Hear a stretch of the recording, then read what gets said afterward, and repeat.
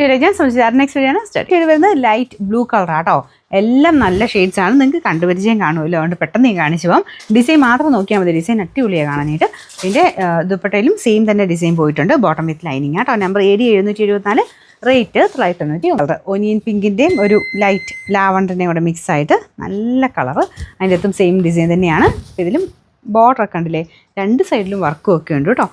Bottom ലൈനിങ്ങും same satin സിൽക്കിൻ്റെ fabric. Number AD 772, rate 990.